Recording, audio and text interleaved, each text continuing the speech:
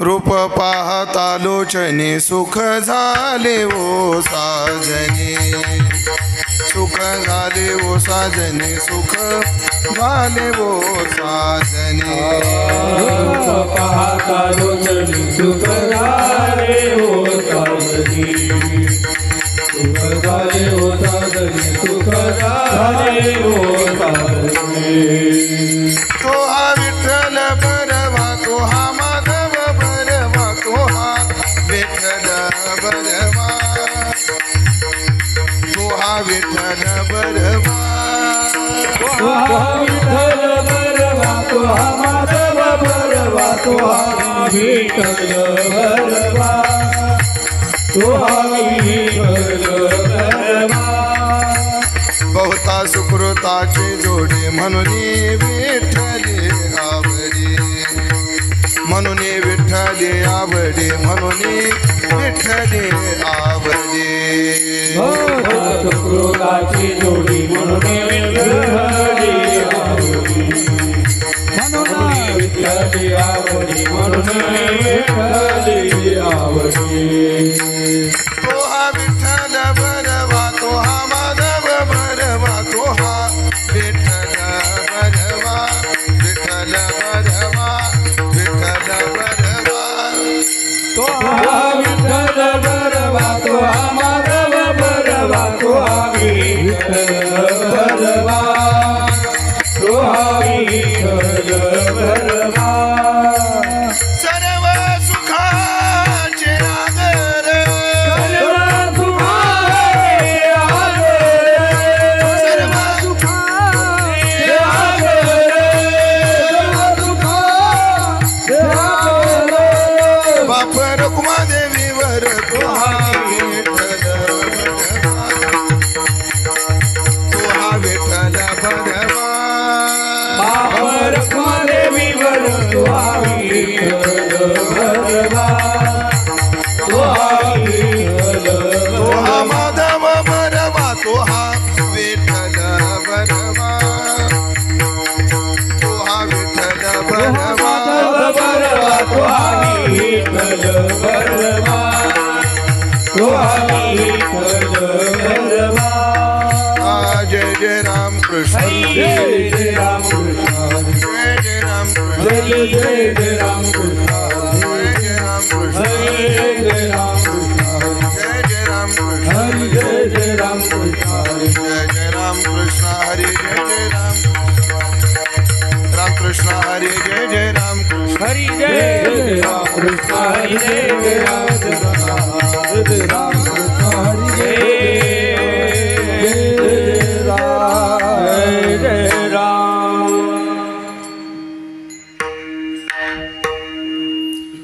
शरण शरण जी हनुमंता, शरण शरण जी हनुमंता,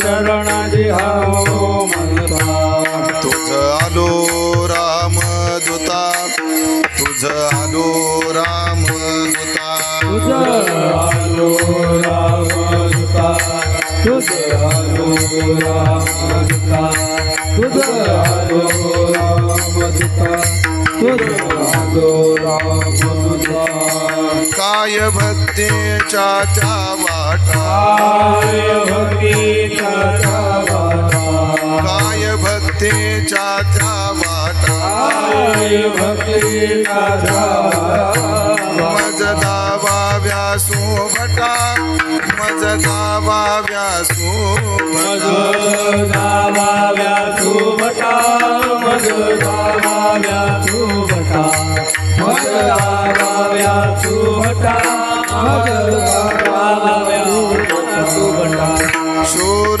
आणि धीर शूर आणि धीर शूर आणि धीर शूर आणि धीर स्वामी काजी तो सादर स्वामी काजी तो सादर स्वामी काजी तू सादर स्वामी काजी तू सादर स्वामी काजी तू सादर स्वामी काजी तू सादर काय भक्तीच्या त्या वाटा काय भक्तीच्या त्या वाटा काय भक्तीच्या त्या वाटा काय भक्तीच्या त्या वाटा मज दावा व्यासू भटा मज दावा व्यासू मज दावा व्यासू भटा मज दावा व्यासू भटा मज दावा व्यासू भटा मज दावा व्यासू भटा तुका म्हणे रुद्रा तुका म्हणे रुद्रा तुका म्हणे रुद्रा तुका म्हणे अंजनीची या कुमारा रुद्रा अंजनीची या कुमारा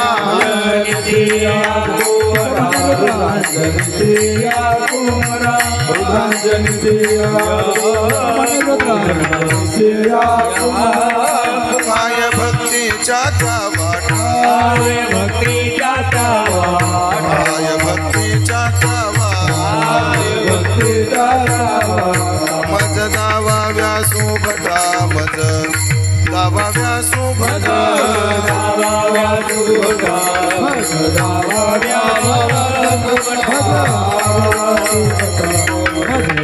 व्यासू भटा पार कुमारी कुमार कुमारी पार कुमारी कुमार जय पार कुमारी कुमार कुमार पार कुमारी कुमार कुमारी पार कुमारी जय जय कुमार कुमारी कुमार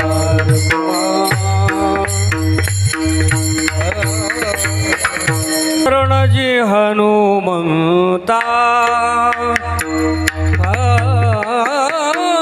शरण शरणजी हनुमंता हनुमंता शरण शरणाजी हनुमंता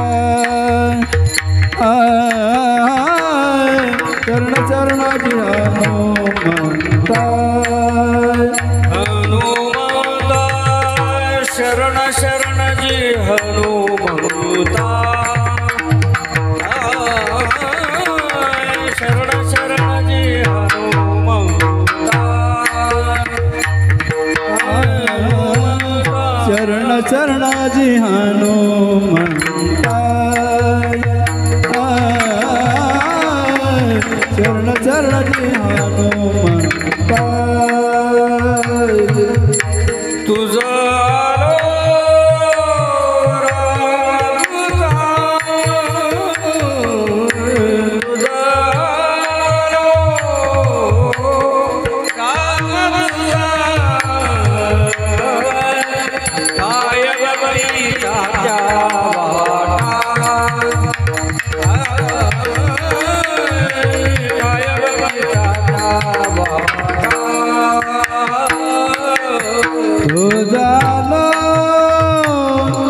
रामदूता तुझालो रामदूता रामदूता काय भक्तीचा आता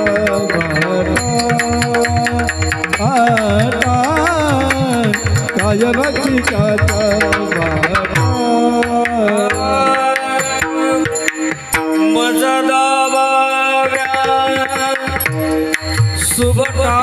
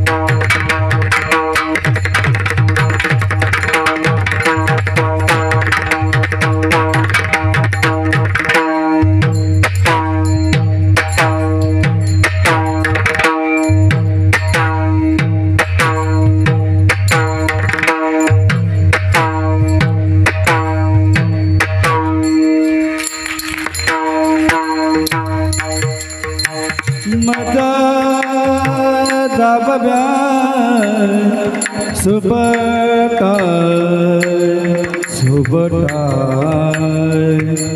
मजदा बगाय मजदा बगाय मजदा बगाय मजदा बगाय मजदा बगाय मजदा बगाय सुबगाय मजदा बगाय मजदा बगाय मजदा बगाय मजदा बगाय मजदा बगाय सुबगाय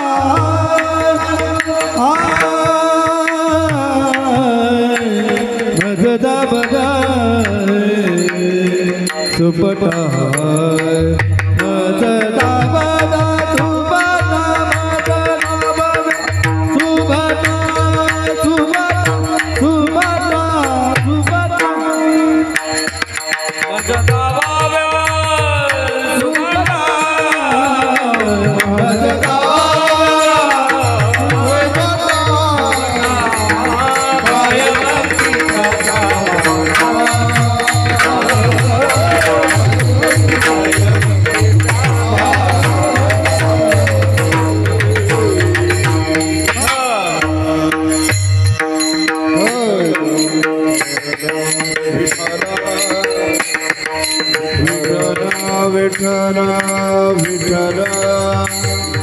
विठ्ठल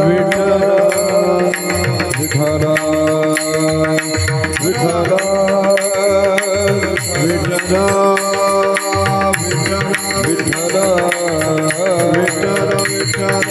विठ्ठल विठ्ठल विठ्ठल विठ्ठल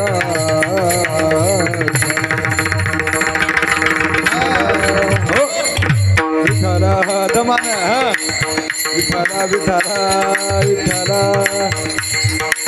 विठ्ठल विठ्ठल विठ्ठल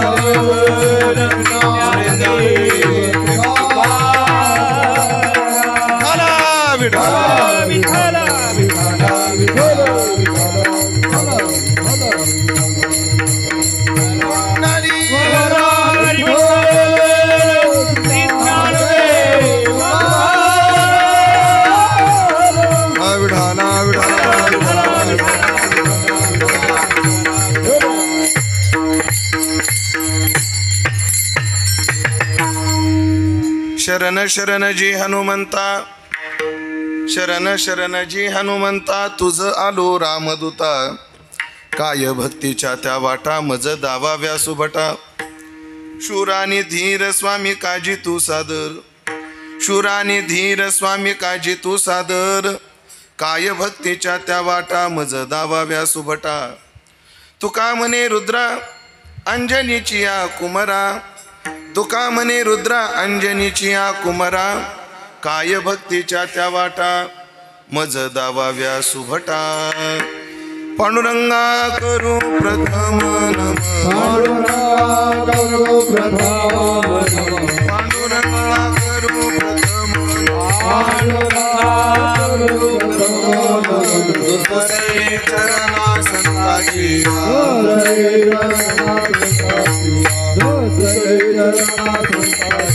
त्यांचा कृपा दानी कथिता, कृपा दाने करिता, कृपा दानी कथिता. कृपा दाने करिता विचार बाबाजी सद्गुरु दास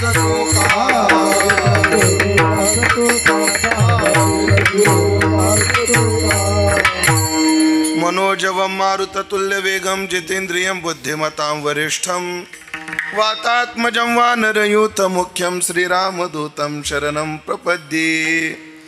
महारुद्र प्रगटला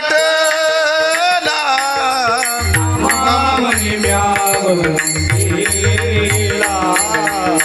नाममणी म्यावंदीला, नाममणी म्यावंदीला. महारुद्र प्रगटला, नाममणी म्यावंदीला, नाममणी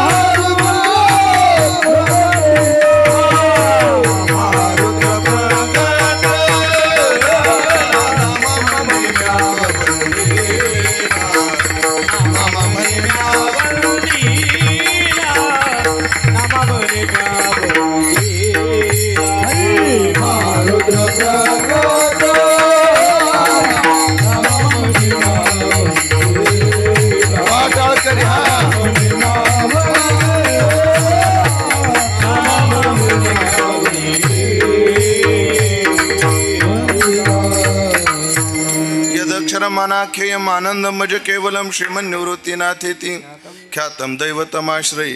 सेवेलागी सेवक झालो तुमच्या लागलो निज चरणा. अहो स्वामी तुका या देवा यावरी न करावा अव्हेर. संपाद्य ज्ञानंच विदाय भक्तिं विलोकितोयेन समाधिराज वैराग्यवंतं सुविचारयुक्तं नमामि जोगं शिरसा गुरुंतं जयांचे केलिया स्मरण होय सकळ विद्यांचे अधिकरण तेच वंदू श्री चरण श्री गुरूंचे ते नमस्कारोनी आता शरण शरण जी हनुमंता तुझ आलो रामदूता काय भक्तीच्या त्या वाटा मज दावाव्या सुभटा सेवेकरता निवडलेला अभंग संत श्रेष्ठ जगद्गुरु श्री तुकाराम महाराज यांचा चार चरणाचा अत्यंत गोड सुंदर प्रसिद्ध सर्वांना पाठ असणारा हा अभंग असून या अभंगातून तुकाराम महाराज भगवान हनुमंतरायाला भक्तीचं मार्गदर्शन विचारतायत. विठाला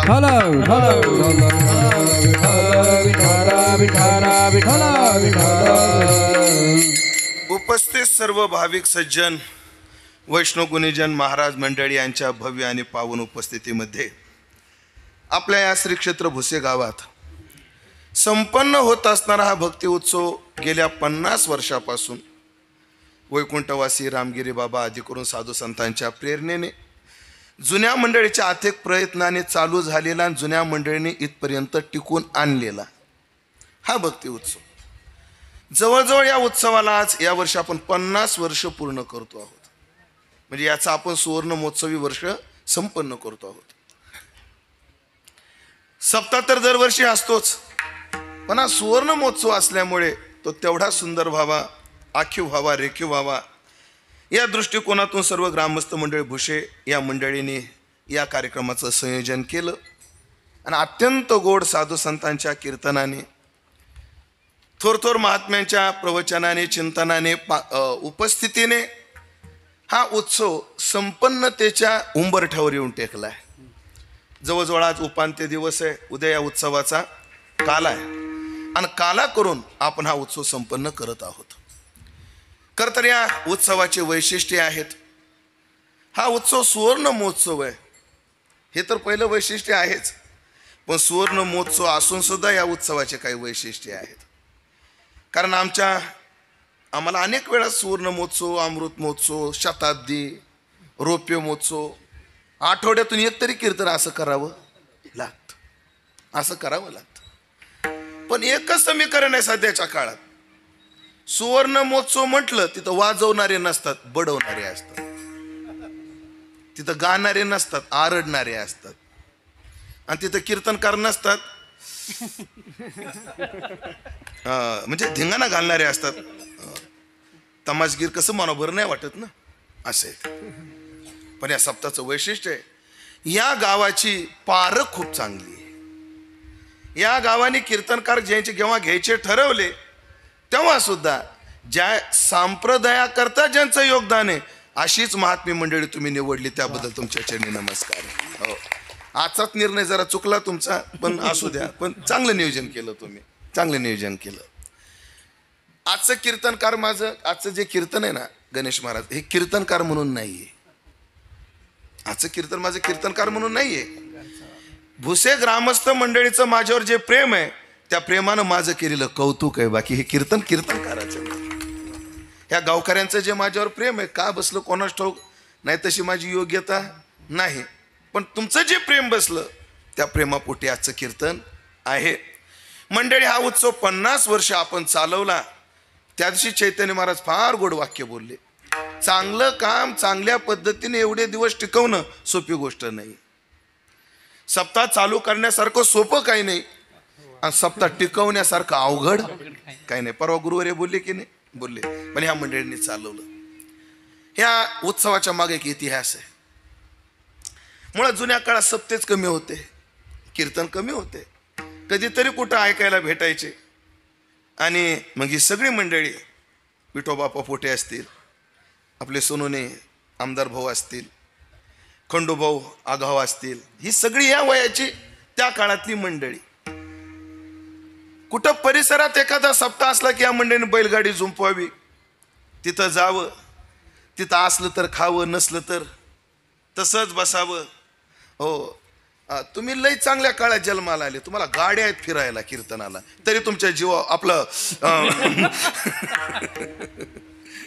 पण ह्या मंडळीने बैलगाड्या झुंपून चिखल गोठा तुडवत ही मंडळी कीर्तनाला जात असायची.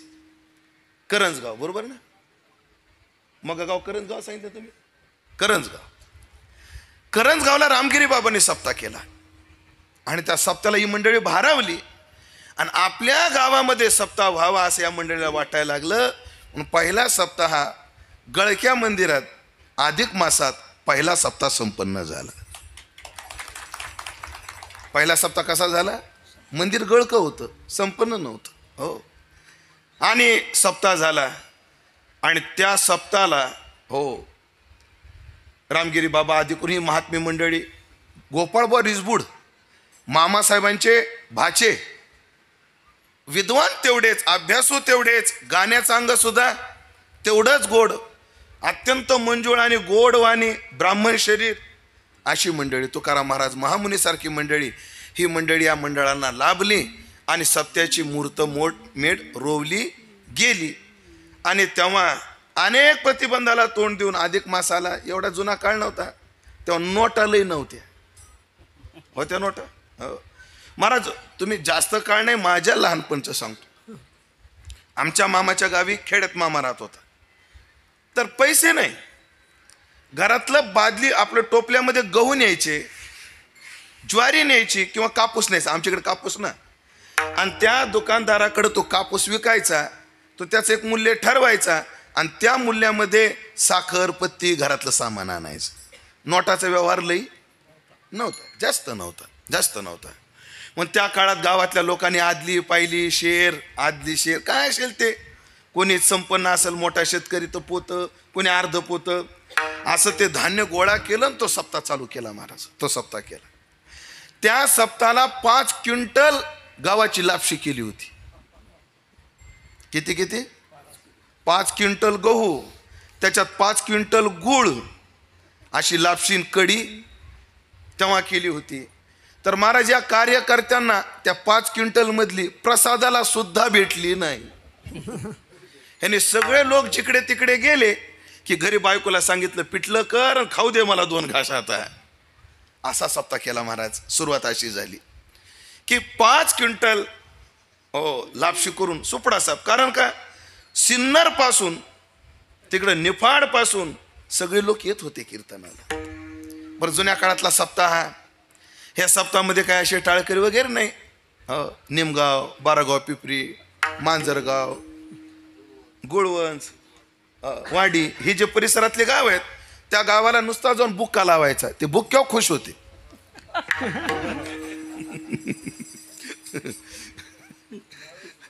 बरोबर आमदार साहेब?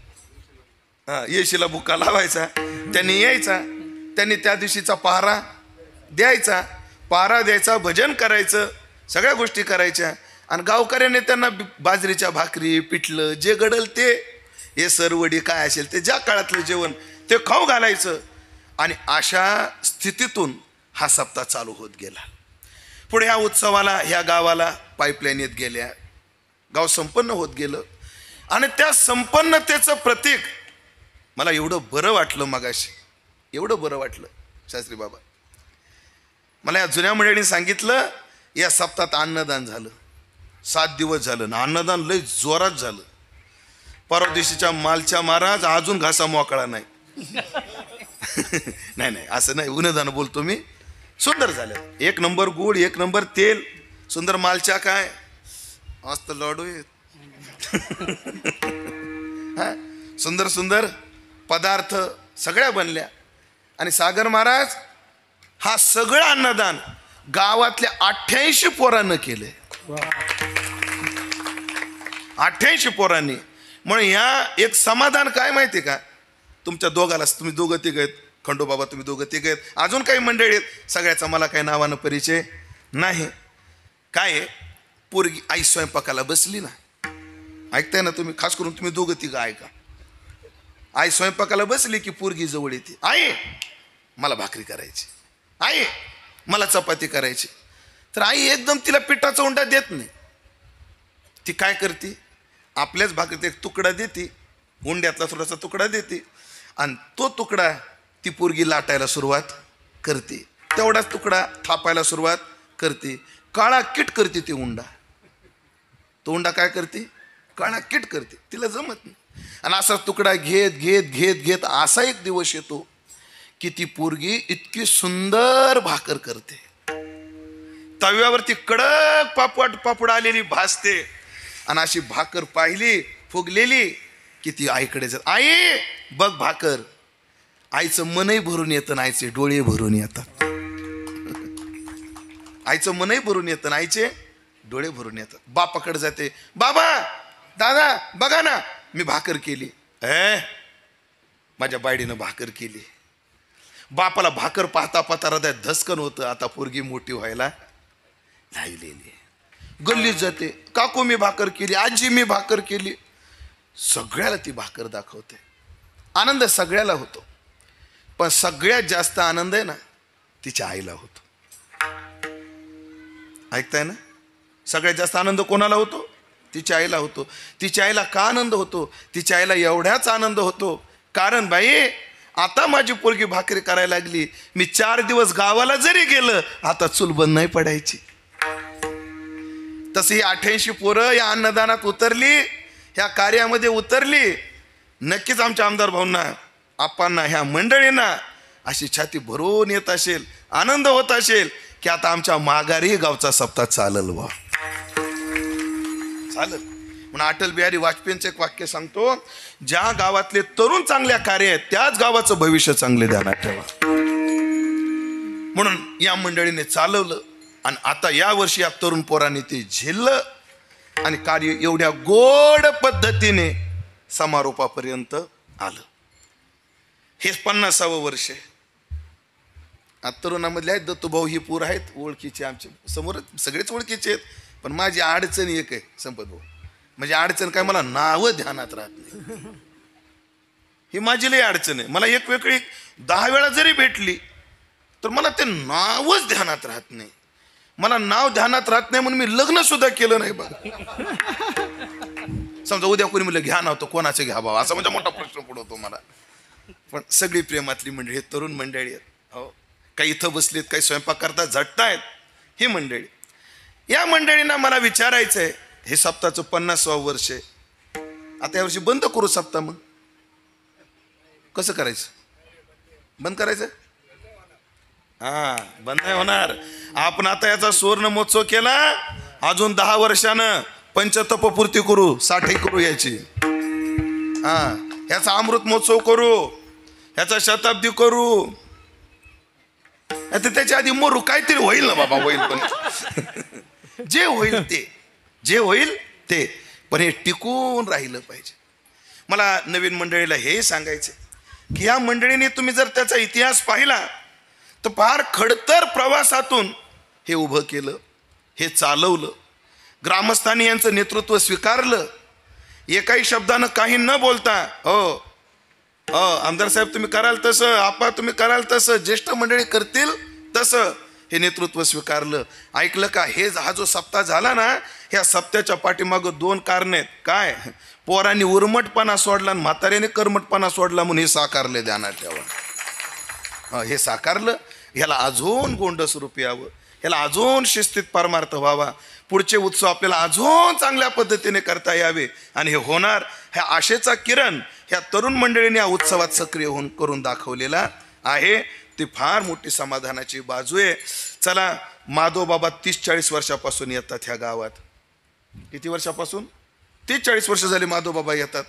मलाही बघता बघता 10-12 वर्ष होऊन गेली मला सुद्धा. कारण मी पहिल्यांदा तर गाडी नव्हती माझ्याकडे, मी एसटी येत होतो या गावाला कार्यक्रमाला. त्याच्यानंतर मी स्विफ्ट घेतली, ती 2 वर्ष वापरली. त्याच्यानंतर 4 वर्ष टेरेनो वापरली. किती झाली? 2 आणि 4 6. त्याच्यानंतर 4 वर्ष हायरियर वापरली. 10. आता ही गाडी घेऊन वर्ष झालं 11. आणि त्याच्या आधी 1-2 वर्ष येत होतो, म्हणजे 12-13. ऐकलं, तुमचा सुवर्ण महोत्सव, माझी तपपूर्ती जवळजवळ आहे. आता काय? आणि हे ऋणानुबंध टिकले, हे प्रेमाचं नातं आहे. वादच नाही. मी सुरुवातीला म्हटलो की भुशात येताना आम्ही कीर्तनकार म्हणून येत नाही, या लोकांच्या प्रेमाला पात्र झालेला एक माणूस म्हणून येतो आम्ही ह्या गावात. या प्रेमाला पात्र असा उत्सव संपन्न होतो आहे, समारोपाकडे जातो आहे. हा संपन्न उत्सव पुन्हा पुढं चालणार आहे. या सर्व कार्याला शतशः नमन करतो. या जुन्या मंडळीलाही वाटत असेल तो कामने श्रम केला अवघा आला फळाशी, अवघा आला फळाशी. तुका मरे श्रम केला अवघाला फळाशी, अवघाला फळाशी. श्रम केला आणि फळाला आला. म्हणून याच देही याची डोळा या जुन्या मंडळीला सुवर्ण महोत्सव बघायला भेटला. म्हणून पुन्हा एकदा त्यांच्या भाग्याचं कौतुक, कार्य करणाऱ्या कार्यकर्त्यांचं कौतुक करतो आणि अभंगाच्या दृष्टीने चिंतनाचा प्रवास चालू करतो. आज आपण हनुमंत जयंती आहे. आपल्या उत्सवाचे जे मुख्य 2 निमित्त आहेत, राम जन्म आणि हनुमान जन्म. त्यामध्ये राम जन्म तर सुरुवातीच्या दिवशी झाला आणि आज उपांत्य दिवशी हनुमान जन्म. हनुमंतराय आज प्रगट झाले अंजनीच्या तपासाठी. साक्षात कोण उदरी आलं? महारुद्र आले पोटी. अंजनी आणि केशरी नावाचा वानर राज आहे, जो सेनापती आहे सुग्रीवाचा. हो, केसरी नंदन आहे ना. तुम्ही या ठिकाणी जगदीश शास्त्री महाराज यांच्या मुखातून हनुमान चालीसेवर कथा ऐकलेली आहे. काय केसरी नंदन, मला पूर्वार्ध. शंकर सुवन केसरी नंदन तेज प्रताप महाजग बंधन. केसरी नंदन हा केसरी कोण आहे? तर हा केसरी सुग्रीवाचा मंत्री आहे. सुग्रीवाचा मंत्री केसरी, त्याची बायको अंजनी, या दोघाच्या पोटी हा वाऱ्यापासून म्हणजे पवन सूत, कारण पिंड घारीने झडपिला. सकाळी तुम्ही ते सगळं ऐकलेलं आहे. पिंड घारीने झडपिला अंजनीने तो सेविला, अंजनीच्या तपासाठी महारुद्र आले पोटी. असे देव आले. हनुमंतराय प्रगट झाले आणि हनुमंतराय यावर्षी विशेष खुश आहेत. हनुमंतराय यावर्षी लय खुश आहेत. हनुमंतरायचे खुश होण्याचं कारण काय? तुमच्या गावचा सुवर्ण महोत्सव आहे, हा तर हनुमंतरायला आनंदच आहे. पण या वर्षीची रामनवमी आणि हनुमान जयंती ही आगळी वेगळी आहे. कशी आहे? ही रामनवमी अशी आहे की जी रामनवमी 550 वर्षानंतर अयोध्येत संपन्न होते, भुशातही संपन्न होते. आमच्या 22 पिढ्याला जे बघायला भेटलं नाही ना, किती पिढ्याला? 22 पिढ्यांना जे बघायला भेटलं नाही ते बघण्याचं भाग्य आम्हाला प्राप्त झालं. पण हनुमंतराय खुश आहेत. हनुमंतराय आज आपल्या भुशात आहेत. हनुमंतराय आपल्या सन्मुख आहेत आणि आम्ही त्यांची 7 दिवस सेवा केलेली आहे. मग आज आम्हाला हनुमंताला काहीतरी मागण्याचा अधिकार आहे. पण ऐकलं का, तुमच्या आमच्या बुद्धीनं आम्हाला मागायचं नाही. आम्हाला आज कोणाच्या बुद्धीनं मागायचंय? तुकोबाच्या बुद्धीनं मागायचंय. कारण आमची बुद्धी काय सांगू का, आमच्या बुद्धीनं किती विचार केला तर तिची धाव कुठपर्यंत आहे? आपल्याकडे एक म्हणे, सरड्याची धाव कुंपणापर्यंत. तशी जीवाची धाव कुठपर्यंत आहे? ऐका तुकोबारायचंच प्रमाण. कल्पतरू झाला देता. देणारा कोण आहे? कल्पतरू. कल्पतरू झाला देता, पण तेथे पोटाचा मागता. जो काही झालं तो पोटाचंच मागत बसतो. वाढावे संतान, गृहे व्हावे धनधान्य. आमचा संसार चांगला चालावा, मुलं वाढावी, अन्नधान्याची मुबलकता आमच्या घरात असावी. आपण एवढंच काय करतो? मग तो आपली बुद्धी त्याच्या पुढे जातच नाही. जयाची ज्ञाना देहची केले परिसीमा. भोगाच्या पलीकडे आमची बुद्धी जायला तयार नाही. पण ऐकलं का मंडळी, माणसाला जे संसारात प्रारब्धाने आणि प्रयत्नाने मिळतं ते देवाजवळ मागून काही फायदा नसतो. याला मी काय उदाहरण देत असतो. उदाहरण असं आहे, एक भुशातला पोरगा जम्मू काश्मीरला फिरायला गेला. आला फिरून, मित्रांना गराडा घातला. का रे, कुठे गेला होता? म्हणजे जम्मू काश्मीरला. काय काय पाहिलं? काय सांगू, अरे जम्मू काश्मीर म्हणजे पृथ्वीवरचा स्वर्ग रे, स्वर्ग. तो परिमल पाहिला, चष्मिश गार्डन पाहिलं, आकाशाचं चुंबन घेणारे चिनार वृक्ष पाहिले, सफरचंदाचे बगीचे पाहिले, केशराचे मळे पाहिले, त्या झीलमधल्या हॉटेल पाहिल्या. काय ती फुलं, काय ती झाडी, काय ती डोंगर. अशी सुंदर कुठं ती जम्मू काश्मीरचं वर्णन एवढं सुंदर पाहिलं. लगेच मित्रांना विचारलं, का रे गेला होता? हो. पाहिलं? एवढं पाहिलं. पण येताना काय आणलं तू? शॉपिंग काय केली? गेला कुठं? त्याला विचारलं काय आणलं येताना? त्याला 5 किलो कांदे 2 किलो बटाटे. गेला कुठं? आणि आणले काय? कांदे आणि बटाटे. भुशात भेटत नाही, सायखेड्यात भेटत नाहीत, निफाड सिन्नरला भेटत नाही. मग मला सांगा, जे आम्हाला इथं मिळतं ते तिथून आणण्या शहाणपणा का बावळटपणा? बावळटपणा. मग तिथून काय आणलं पाहिजे? जे इथलच्या मार्केटला मिळत नाही ते. मामरा जातीचा बदाम मिळतो तिकडे 1 नंबर, तो आणला पाहिजे. प्युअर केशर मिळतं तिकडं, ते आणलं पाहिजे. अक्रोड मिळतात प्युअर, ते अक्रोड आणले पाहिजे. भारी शॉली मिळतात, शॉल आणली पाहिजे. गालीचे ते आणले पाहिजे. प्युअर केशर मिळतो, केशर आणला पाहिजे. गांजा मिळतो पण नाही आणायचं, काय गरज नाही. चला, ते बी लय भेटत तिकडं. हे आपल्याकडं गांजर गवत आहे का रस्त्याने, तसं तिकडं ते ते काय ते गांजा, तेच मला म्हणायचं होतं. ते हो ते. मग मला सांगा, जे इथं मिळतं ते तिथून आणणे शहाणपणा नाही. जे इथं मिळत नाही ते तिथून आणलं पाहिजे. ऐका मंडळी, तद्वत वाढावे संतान, गृही व्हावे धनधान्य, हे संसारात मिळत नाही? मिळतच, मिळतच. वैकुंठवासी जगन्नाथांना पवार म्हणायचे, अण्णा म्हणायचे वाढावे संतान. तू मर म्हणे, लेकरं वाढायचे थांबतात का? बघ, वाढतातच. आणि पोरं वाढवणं पुरुषार्थ नाही. अण्णा लय गोड बोलायचे. अण्णा म्हणायचे, एखाद्या माणसाला आयुष्यभर प्रयत्न करून जेवढे लेकरं होणार नाहीत तेवढे डुकरीनीला एकदाच होतात. बोलणं आलं लक्षात? पण तिचे तेवढे सुद्धा काय होतात? वाढतात. कधी कधी शेळीला सड 2 असतात आणि पिलं 3 होतात, पण तेही वाढतात. काही काही जन्माला येतात आणि मायबाप मरतात, तेही वाढतात. म्हणजे वाढतच असतात की नाही? वाढावे संतान, हे मागण्यास शहाणपणा नाही. हो. दुसरं ऐका, गृही व्हावे धनधान्य. आमच्या घरात धन व्हावं, धान्य यावं. आमच्या घरात नाही. नाही. माझ्या समोर बसलेल्या प्रत्येकाला विचारतो, वर्षभर जरी पिकलं नाही तर तुम्ही उपाशी मारणार नाही एवढं धान्य सगळ्यांच्या घरात आहे. धान्य घरात नाही आहे, पण धन घरात नाही. पैसा पैसा आहे का नाही घरात? भाऊ, तुमचं नाव काय? तरी विचारतो एकदा. हा, जयराम भाऊ. ह्या गावात तुमचं घर आहे? जयराम भाऊ, घर आहे. घरात कपाट आहे? कपाटात पैसे? हा, हो म्हणले ते नाही म्हणले नाही. या मंडपात मी सोडलं तो कोणाकडे पैसा नाही. तुम्ही हसू नका, खरंच माझ्याकडे पैसा नाही. अजून कीर्तन सुटलेलं नाही. विनोदाचा भाग वजा करा. प्रारब्धानं कोणाकडे 10,000 आहेत, तर कोणाकडे 10 लाख आहेत, तर कोणाकडे 10 कोटी आहेत. पण आमच्याकडे प्रारब्धवशात धन आणि धान्य आहेच. मग ऐका, जे संसारात मिळतच ते हनुमंतरायाला काय मागायचं? काय मागायचं? मग ऐका, मग हनुमंतरायाला काय मागायचं? संसारात आम्हाला जर मिळालं नाही तर सहकार्य करणारे आहेत. हो, अरे बाबा मला अडचण आहे थोडी, अरे त्याला खायला काय नाही, द्या पायली 2 पायल्या. करतात का नाही संसारात माणसं? संसाराला मदत करणारे खूप आहेत, सगळे आहेत.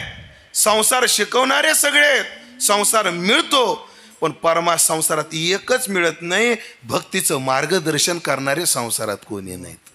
कोणी नाहीत सोडून द्या, उलट करणाऱ्याला करू देत नाहीत. येते तुझ्या भजना आड, दावी ते प्रपंचाचे कोड, कनिष्ठ रुची ठेवणी गोड, देखत नाड कळत शे. महाराज, मग हनुमंतरायाला काय मागायचं? हनुमंतरायाला म्हणायचं, हनुमंता आमच्या प्रारब्धानं अन्न मान धन हे तो प्रारब्ध आधीन, हे आम्हाला मिळत राहील. आम्हाला हे नको, काय भक्तीच्या त्या वाटा. आम्हाला फक्त तुम्ही भक्तीचं मार्गदर्शन करा. कारण आमच्या जीवनामध्ये भक्ती नाही असं नाही, पण आमच्याकडे भक्ती शुद्ध झाली पाहिजे. हो, योग्य झाली पाहिजे, शास्त्र शुद्ध झाली पाहिजे. एक छोटंसं वाक्य वापरणारे ना अभंगात प्रवेश करणारे. ऐका, कायम तुम्ही ऐकलेले माझ्याकडून पुन्हा ऐकून घ्या. लचकणं वेगळं, मोडणं वेगळं.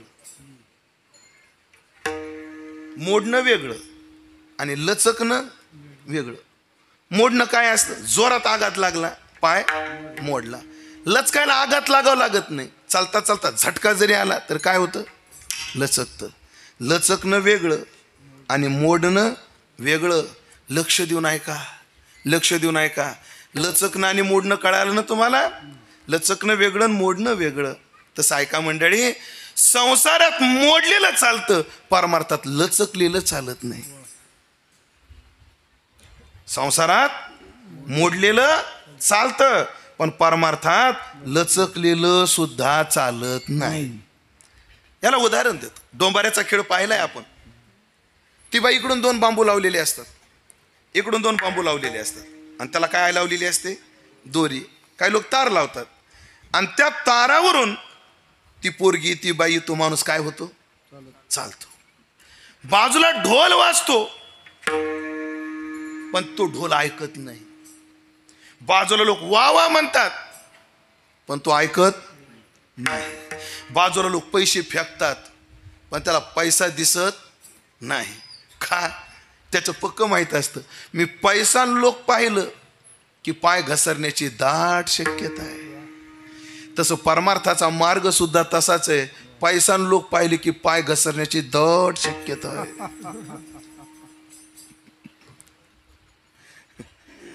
मी तर दोरी म्हटलोय, दोरी. शास्त्रानं दोरी नाही म्हटलं परमार्थाच्या मार्गाला. शास्त्रानं म्हटले वस्त्र्याची धार. क्षुरस्य धारा निशितम दुरत्यया दुर्गम पतस्तत कवयो वदंती. म्हणून या मार्गावर लय जपून चालावं लागतं, जपून चालावं लागतं. एक दोहा आठवला, लय गोड आहे, लयच गोड आहे, नक्की तुम्हाला आवडत. खजुराचं झाड माहिती आहे तुम्हाला? खजुराचं झाड 5-6 फुटाचं असतं. केवढं असतं? चौपदार. पाहिलंच नाही, मग काय विचारू आता तुम्हाला? तुम्ही पाहिले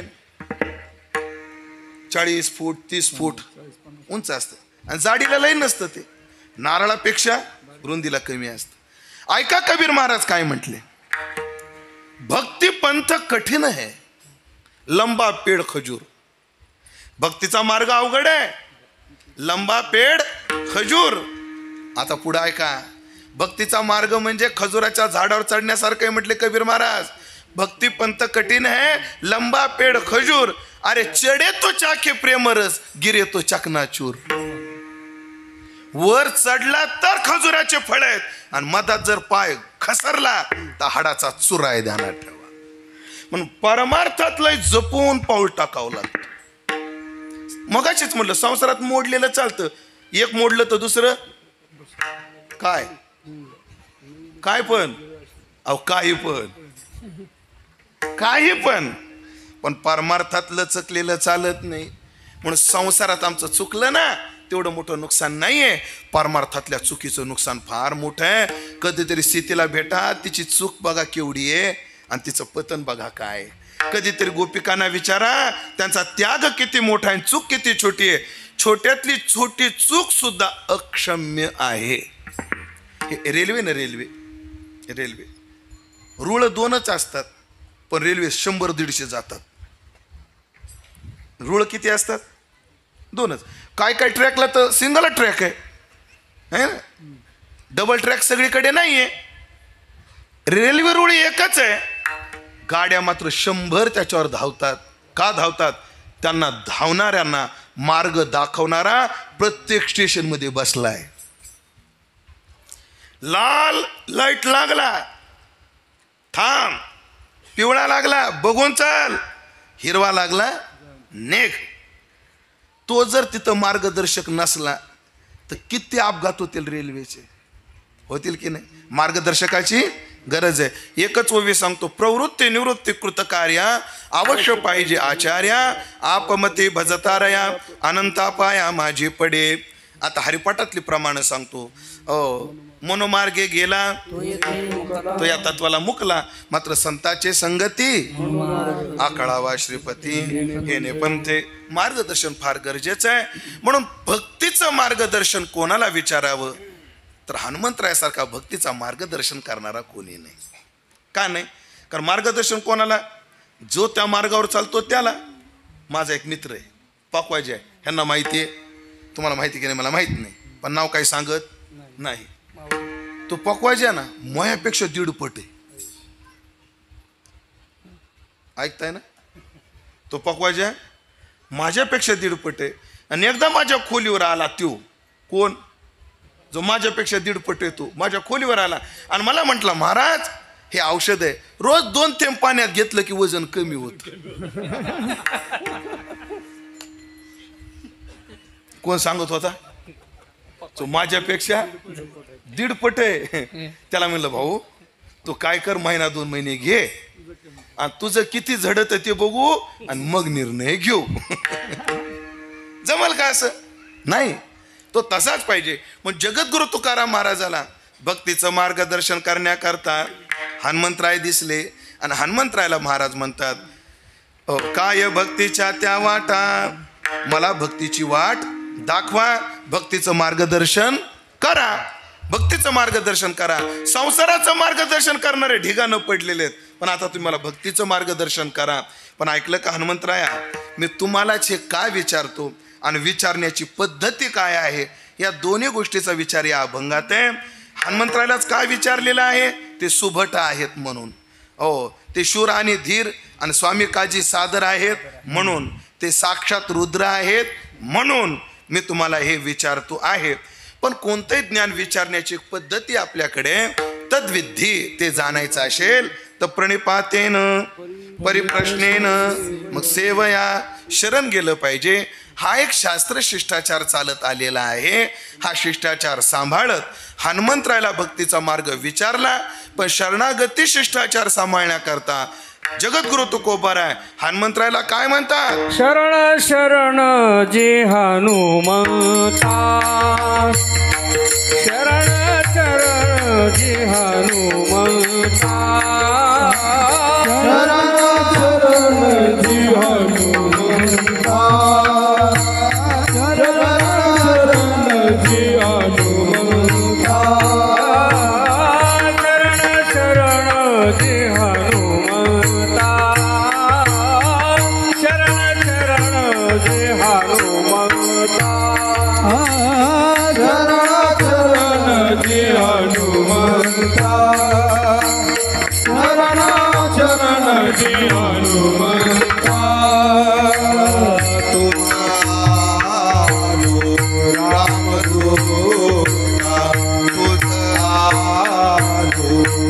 रामदूता काय भक्तीच्या त्या वाटा, काय भक्तीच्या त्या वाटा, तुझा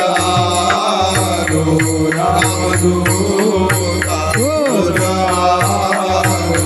रामदूता काय भक्तीच्या त्या वाटा, शरण शरण जी, शरण शरण जी हनुमंता, शरण शरण जी, शरण शरण जी हनुमंता, शरण शरण जी हनुमंता, शरण शरण जी हनुमंता, शरण शरण जी हनुमंता, शरण शरण तुझ आलो रामदूता, तुझ आलो रामदूता, तुझ आलो रामदूता, काय भक्ती त्या वाटा,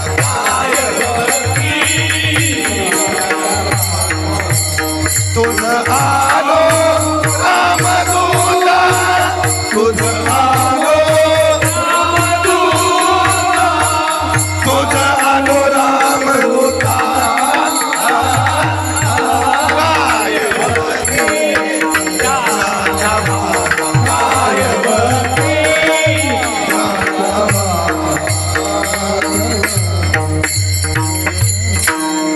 हनुमंता शरणजी शरणजी, दोनदा शरण शरण शब्द वापरला. दोनदा काय वापरला?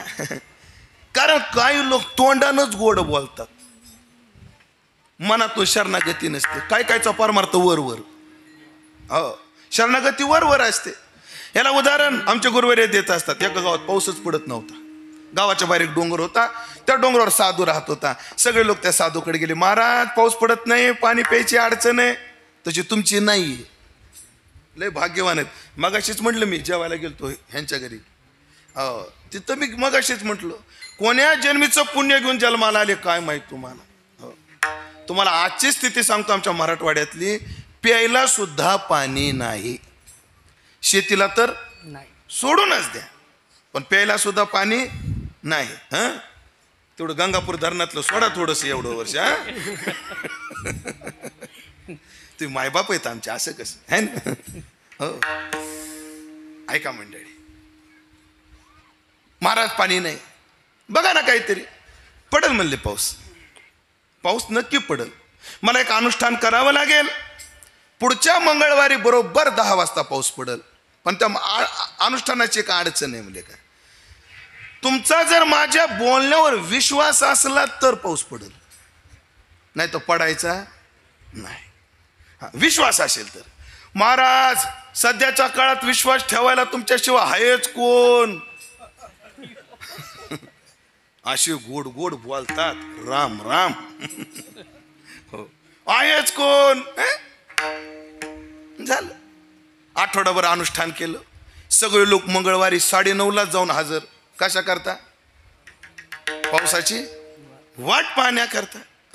गेले सगळे गेले. 10 वाजले पाऊस पडला नाही, 11 वाजले पाऊस पडला नाही, 12 वाजले पाऊस पडला नाही, आणि लोकांची कुजबूज चालू झाली. ह्या महाराज लोकांचं काय खरंय. हे महाराज लोक कसे, तुला आजच्या दिवस चांगलं म्हणावं लागेल वागा. झालं कुजबूज चालू. एकाने हिंमत केली. का महाराज तुम्ही म्हटले ते पाऊस पडल, कसा नाही पडला. म्हणजे दोष तुमचा आहे म्हटलं. का? मी म्हटलं पाऊस पडल पण तुमचा विश्वास पाहिजे. महाराज तुमच्यावर पूर्ण विश्वास आहे. बिलकुल नाही म्हणजे तुमचा एकाचाही विश्वास नाही म्हणे माझ्या बोलण्यावर. म्हणजे कशावरून? कारण सगळी आता रिकामी आली होती, एकाने छत्री आणली नव्हती. जर तुमचा माझ्या बोलण्यावर विश्वास असता आज पाऊस पडणार, तुम्ही रिकामी आले असते का छत्र घेऊन आले असते? आणि सगळे रिकामी आले होते. हो, तोंडानं बोलणं वेगळं आणि मनातून असणं वेगळं. हो, दुंडा महाराज म्हणायचे बायको नवऱ्याला म्हटली. दुंडा महाराज कीर्तन ऐकले असतील तुम्ही. हो, दुंडा महाराज म्हणायचे, मी त्यांचं एक रेकॉर्ड ऐकलं. बायको नवऱ्याला म्हणू लागली, धने माझं तुमच्यावर फारच प्रेम आहे. धने ऐका ना, माझं ना तुमच्यावर फारच प्रेम आहे. धने आजकाल तुम्ही माझ्या बोलण्याकडे लक्षच देत नाही. माझं तुमच्यावर फारच प्रेम आहे. धने ऐका ना, माझं तुमच्यावर फार प्रेम आहे. तेवढा धुना पिळून टाकता का? दुंडा महाराजाचं पुढचं वाक्य, काडी लाव तुझ्या असल्या प्रेमाला. ह्याला काय अर्थ? नसतो तोंडानं महाराज आम्ही तुमचे, महाराज आम्ही तुमचे. मनातून काय? हनुमंतराय देव तुकोबाराय म्हणतात, माझी शरणागती नुसती वरवर नाहीये. हो, फक्त शारीरिक नाहीये, मानसिक पण आहे. म्हणून शरणजी, पहिली शरण शरीरानं आणि दुसरी शरण मनानं. हो, काया वाचा म्हणे झाला विष्णू दास. हो हो, महाराज म्हणतात शरणजी हनुमंता. नाव हनुमंत दिलं, हनुमंत. हनुमान आणि त्याच काय झालं? हनुमंत. हनन करण्यामध्ये श्रेष्ठ असणारा हनुमंत. आणि हनुमान शब्दाचा अर्थ ज्याने मानाचं हनन केलं तो. आज हनुमंतराय तुम्ही ऐकला असेल 8 दिवसात, पण सगळे काही नसतील ऐकायला रोज, म्हणून मी थोडं सांगतो अजून थोडासा हनुमान. ते काय झालं, सीता नेली रावणाने, पलीकडे जायचं ठरलं. आणि मग जामवंत म्हणले, हनुमंता ह्या नल नील जामवंत सुग्रीव अंगद यांची उडी काही जाई नाही म्हणले. पण तू असा आहेस, हो जन्माला आल्याबरोबर सुरवायला गेला होता, तुझ्या अंगात ताकद आहे म्हटले, तुझी उडी लंकेत जाऊ शकते. हनुमंतानं उडी मारली. बिभीषणाशी युती, आपलं मैत्री केली. सीतेचा शोध लावला. सीतेला राम कहाणी सांगितली. सीतेला रामाचा निरोप दिला. आणि सीतेला हनुमंतराय म्हणतात, आई साहेब भूक लई लागली. लेकरू कोणाला मागल खायला? आईलाच भूक लागली. सीता म्हणली, बाबा मी या बगीच्यात आहे, पण मी काय मालकीन नाहीये. पण हनुमंता जास्त नाही सांगत काही, पण पडलेले फळं खाय म्हणले. तोडून खाऊ नको. ऐकताय ना, तोडून खाऊ नको, पडलेली खा. हनुमंतराय गेले, पण पडलेले का लय चांगले असतात का? सुकलेले किडलेले. हनुमंताचा काही भाग ना. हनुमंतराय म्हणले पण आईनं तोडायला नाही सांगितले. ठीक आहे म्हणले, तोडायला नाही सांगितले, पण पाडायला काय अडचण आहे? तोडणं वेगळं पाडणं वेगळं. हनुमंतानं शेपूट गुंडाळी 4-5 झाडांना हालिली. हे झाड सगळे हनुमंतानं खाल्ली. त्या बागेचा एक रखवालदार होता, त्याचं नाव जंबूमाळी. त्याचं नाव काय? जंबूमाळी. ए माकडा, अरे अक्कल आहे का खायची तुला? हनुमंतराय म्हणले ऐकू येत नाही, जरा जवळ ये. आणि तो जंबूमाळी जवळ आला. अशी बाई माग सारली. हनुमान खानकने मुस्काडात दिली. अशी मुस्काडात दिली. कोणाच्या? त्या जंबूमाळीच्या. जंबूमाळी जे उडाला तर जेन पिटीला जाऊन पडला. डायरेक्ट रावणाच्या दरबारातच तोंडातून रक्त. जंबू काय झालं? काय झालं? म्हणे एक माकड आले. माकडाकडून मार खाऊन आला. त्या जिंदगानीला. माकड सामान्य नाही. माकड बघा कसं. मेघनाथाला पाठवलं. मेघनाथ गेले ना हनुमंताला नागपाशामध्ये बांधून आणलं. कुठं आणलं? रावणाच्या दरबारात आणलं. रावणापुढं बसवलं. आता माझ्याकडे बघावं लागेल तुम्हाला, आणि एक संवादातलं एक वाक्य झेलावं लागेल, ऐकावं लागेल. रावण चिडला आणि त्या माकडाकडे म्हणजे हनुमंतराकडे बघून म्हणतो, चोट्या. हनुमंतराला लागले हसायला लागले. बघा रे कोण कोणाला चोट्ट म्हणतोय. तुमच्या लक्षात येतंय ना? हसायला काय झालं तुला? अरे चोर मी का तू आली आमची मालकी चोरून. मग लक्षात आलं हे नेमकं कार्यकर्ता कोणाचा आहे. कोणाच्या लक्षात आलं? रावणाच्या लक्षात आलं. रावण असे बोलायचा आणि तेवढ्या दिमागात हनुमान उत्तर द्यायचा. रावण म्हटले हनुमंतरायला, का रे तू माझ्या दरबारात बांधलेला असताना तुला भीती कशी वाटत नाही? हनुमंतराय म्हणले भीती न वाटण्याचं कारण आहे म्हटले, तू जरी मला बांधलेलं असलं तर मला सोडवणारा अजून बाजूला आहे म्हटले, त्याच्यावर माझा विश्वास आहे. अरे माकडा, मरण तुझ्या शेजारी, कधी तुला मी मारील याचा भरोसा नाही, तू भीत का नाही? हनुमंतराय म्हणले रावणा, याची मला पक्की जाण आहे, मरण माझ्या शेजारी आहे, पण मी नाही भीत, तू सावध राहा. ते आहे माझ्या शेजारी पण बघतोय तुझ्याकडे, ध्यानात त्याची नजर कोणाकडे? तुझ्याकडे, ध्यानात राहू दे. मग नियम असा आहे, मुद्दा संपला की गुद्दा चालू होत असतो. हे मारून टाका या माकडाला. तेवढ्यात बिभीषणजी पुढे आले. बिभीषण म्हटले दूताला कधी मारायचं नसतं, दूत अवध्य असतो, मारू नका. मी आज्ञा दिली त्याचं काय? मग काय नाही म्हणले, त्याच्या एखादा अवयव तोडू शकता तुम्ही. आणि रावण म्हटलं तोडा रे याचा एखादा अवयव. हनुमंतरायाने विचार केला, रावण एखादा अवयव तोडणार, पण नेमका कोणता अवयव तोडील? कदाचित त्याला त्याच्या बहिणीचा बदला जर ध्यानात आला तर. कारण ह्याच्या बहिणीचं नाक माझ्या मालकानं कापलं, आणि ह्यानं जर माझं नाक कापलं तर उद्या पेपरला बातमी येईल, लय रामाचा दूत होऊन गेला, नाक कापून आला. हनुमंतराय बुद्धिवान आहेत. हनुमंतानं शेपूट काढली. शेपुटीची पप्पी घ्यायची आणि डोळ्याला लावायची. कशाकडं? हे रावणानं पाहिलं. रावण म्हटलं, हे माकडांना शेपुटले प्यारी असते, याची शेपूट जाळा म्हणले. हनुमंतराय म्हणले जमलं. हनुमंतानं शेपूट काढून दिली. चिंध्या आणल्या, गुंडाळल्या, हो, आणि रॉकेल टाकायला लागले. हनुमंतराय हसायला लागले. हनुमंतराय, अरे रॉकेल टाक, हसायला काय झालं? एवढा मोठा राजान रॉकेलनं पिटीत तू या चिंत तूप आणणार आहे, तूप आणलं, पण चिंध्या बांधतच जायला लागले, तूप टाकतच चालले, शेपूट वाढतच जायला लागले. त्या भावार्थ रामाने तेवढं वर्णन गोड आहे या प्रसंगाचं. म्हणे एवढ्या चिंध्या त्या लंकेमध्ये कोणाच्या अंगावर कपडा ठेवला नाही रावणानं. तिथलचे चौबदार सुद्धा अंडर पॅन्टवर उभे होते. तुम्ही घाबरू नका, तिथलच चालले. हा, ह्या सगळ्या चिंध्या कशाला गुंडाळे? कोणाच्या? हनुमंताच्या. दिलीप पेटून हनुमंताने झटका मारला. सगळ्यात आधी हनुमंत महाबोलीन दाढी रावणाची जाडी, ती जाडी विजेपर्यंत सगळी लंका पेटून टाकली. लक्ष द्या आता, लंका जाळली कोणी? हनुमंतानं. सगळं उरकलं, शेपूट विजवली. माझी कथा बाजूला गेलेली नाही बरं आप्पा. हनुमान शब्द सांगतोय तुम्हाला, हनुमान हनुमान सांगतोय मी. शेपूट विजवली आणि हनुमंताला प्रश्न पडला की उद्या जर मी रामाकडे गेलो, रामानं विचारलं तू लंकेत जाऊन काय केलं, तर आपल्या तोंडानं कसं सांगायचं मी आमकं केलं तमकं केलं. इतकं गोड प्रकरण आहे भावार्थ रामायणात. उघडून पहा. हनुमंतराय ब्रह्मदेवाकडे गेले.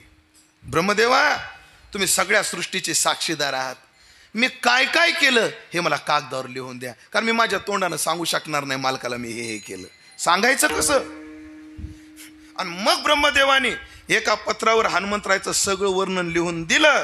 आणि जेव्हा हनुमंतराय रामाकडे गेले, हनुमंता सीतेचा शोध लागला, काय काय घडलं, तो काय काय केलं हे जेव्हा विचारलं, तेव्हा तोंडानं नाही सांगितलं हनुमंतानं ते ब्रह्मपत्र नावाचं प्रकरण आहे भावार्थ रामायणात. ते ब्रह्मपत्र रामाला दिलं. रामानं ते सगळं ब्रह्मपत्र वाचलं आणि हनुमंताला म्हणतात, हनुमंता लंका जाळून आलास होय? नाही. ब्रह्मदेवाने लिहिले लंका जाळली तो. नाही, लंका जळाली पण मी नाही जाळली. लंका जळाली ते खरंय, मी नाही जाळली. लंका जाळली कोणी? देवा सांगू का, कोण कोणाचं घर जाळीत असतं? ज्याचं पाप त्याचं घर जाळीत असतं. कोण कोणाचं घर जाळतं? ज्याचं पाप त्याचं घर जाळीत असतं. लंका मी नाही जाळली. शब्द 4 आहेत बरं आमदार, लय गोड गोड शब्द आहेत, लक्ष द्या. कोणते कोणते? लंका जाळली कोणी? म्हणजे एक तर रावणाचं पाप आडवं आलं, लंका जळाली. रावणाचं पाप. दुसरं कारण लंका जाळण्याचं सीतेचा संताप. रावणाचा पाप, सीतेचा संताप, आणि देवा तुमचा प्रताप. यच्चंद्रमसी यच्चाग्नो तत्तेजो विद्धि मामकम मद भयात वाती वातोयम. अग्निस्तपती मद भयात. अग्नी सुद्धा तुमच्या भयानं चालतो ना. देवा तुमचा प्रताप. लक्ष देऊन ऐका, लंका मी नाही जाळली. रावणाचं पाप, सीतेचा संताप, तुमचा प्रताप, आणि मला सहाय्य झाला माझा बाप म्हणजे वारा. या चौघानं लंका जाळली. आम्ही काहीच केलेलं नाही. सामान्य गोष्ट नाही. एवढा पुरुषार्थ करून मी काहीच केलं नाही, ह्याला म्हणतात ज्यानं मानाचं हनन केलं तो हनुमान आहे. नाहीतर आम्ही आमच्या कामाचं सोडा, पण लोकांच्या कामाचं श्रेय घ्यायचं लय नाद आम्हाला. एखाद्याच्या पोरीचं चांगलं झालं आणि त्यानं विचारलं, का हो तुमच्या गावची ती पोरगी? लय चांगलं झालं राव तिचं. मग म्हणल्या पठ्ठ्याने सांगितलं होते ते दे म्हणून, घेतलं श्रेय. आणि एखाद्या पोरीचं नशीब फुटलं, का हो एवढी सोन्यासारखी पोर पण तिचं मात्र झालं. काय नाही हो, लय अवघड आहे ते. नाही पण मात्र झालं राव पोरीचं. काय म्हणले, तिच्या बापाला 4दा सांगत होते तिथं देऊ नको म्हणून. म्हणजे सगळ्या कर्माचं आपण काय घेतो श्रेय? मी केलं, मी केलं, मी केलं, मी केलं. हनुमान म्हणतात नाही देवा तुम्ही केलं. असं मानाचं हनन करणार आहेत. म्हणून शरण शरणजी हनुमंता तुझं आलो रामदूता. तुम्ही रामाचे दूत आहात. रामाचे दूत. सध्या मालक म्हणून घेण्यात लय मजा वाटते लोकाला, पण हनुमंतराय स्वतःला काय म्हणतात? रामदूत. रामदूत अतुलित बलधामा अंजनी पुत्र पवन सुत नामा. ते रामाचे कोण आहेत? दूत आहेत. कसे दूत आहेत? बलाढ्य दूत आहेत. हनुमंतरायची ताकद आहे का? अतुलित बलधामम हेम शैलाभ देहम धनुजवन कृषाणम ज्ञानिनाम अग्रगण्यम. हनुमंतरायचं वर्णन असं आलं, हनुमंतरायच्या शेपटीला काय काय ठिकाणी घंटा आहे बघा. त्याच्या आधी एक पुराणातली गोष्ट सांगतो तुम्हाला. हनुमंतरायच्या अंगात ताकद किती. 10,000 हत्तीत जेवढं बळ असतं तेवढं एका उन्मत्त हत्तीत असतं. हत्ती वेगळा आणि उन्मत्त हत्ती वेगळा. हत्ती उन्मत्त झाला ना म्हणजे दारू गिरू प्याला आपलं चौताळला जरा शब्द वापरला म्हणजे साध्या हत्तीपेक्षा चौताळ्या हत्तीची ताकद किती असते? 1,000 पट असते. 1,000 हत्तीत जेवढं बळ तेवढं एका उन्मत्त हत्तीत बळ. अशा 1,000 उन्मत्त हत्तीत जेवढं बळ तेवढं एका ऐरावतात बळ. आणि अशा 1,000 ऐरावताच्या अंगात जेवढं बळ तेवढं हनुमंताच्या एका रोमात बळ आहे म्हणून अतुलित बलधाम आहे. असं वर्णन आहे पुराणांमध्ये. हनुमंतराच्या शेपटीला घंटी आहे. हनुमंतराय मोठे भजनानंदी आणि भजनात आनंद द्विगुणित व्हावा म्हणून सीता आईसाहेब म्हटले हनुमंता तुझ्या शेपटीला आपण घंटा बांधू म्हणली. मग आईसाहेबांना ती घंटा दिली. कोणाला? हनुमंताला. मग ती शेपटीला बांधली तर ती घंटा केवढी आहे? 60,000 टनाची म्हण. हे वर्णन राजेंद्रदासजींनी एका कथेत केलंय. अतुलित बलधामम या श्लोकावरच ते बोललेले आहेत. एवढे बलाढ्य हनुमंत आहेत आणि एवढे बलाढ्य असून सुद्धा ते रामाचे दूत आहेत. कसे रामदूत आहेत? एकाच गोष्टी सांगतो पुढे जातो. जेव्हा लंकेत हनुमंतराय गेले ना, हनुमंतराय लंकेत गेले तर लंकेत गेल्यावर सीता कुठे माहित नव्हतं. मग सीता शोधायची कशी? आधी हनुमंतानं मोठे मोठे वाडे पाहिले, सीता दिसली नाही. अरे सीता भक्त आहे म्हटले, मंदिरात भेटल. मंदिरं पाहिले पण लंकेत मंदिरं वेताळ फेताळ लावसट असली मंदिरं भेटली नाही सीता. मग म्हणजे सीता वैष्णव आहे. वैष्णव मंदिरात असतात. मग हनुमंतानं न्याळून पाहिलं तर एकाच्या दारामध्ये 90 तुलसिका दर्शन झालं आणि घरावर शंखचक्र गदा पद्म होते. ते घर होतं बिभीषणाचं. राम बाण अंकित गृह देखा. अंकित काय पाहिलं? घर पाहिलं. हनुमंतराय गेले तर तिथे बिभीषणाचा काकडा चालू होता. उडा पांडुरंगा प्रभात समयो पातला वैष्णवांचा मेळा गरुडा पारी वाटला. वैष्णवांचा मेळा गरुडा पारी वाटला. उठा सकळ जन उठले नारायण उठले नारायण. आनंदले मुनी जन आनंदले मुनी जन केले लोक. हनुमंत बिभीषण रोज एकटाच काकडा करायचे. पण आज आश्चर्य असं झालं, हनुमंतराय आले आणि हनुमंतराय आले बिभीषणजी पुढं म्हणायचे योगी या दुर्लभ तो म्या देखील साजने. हनुमंत म्हणायचे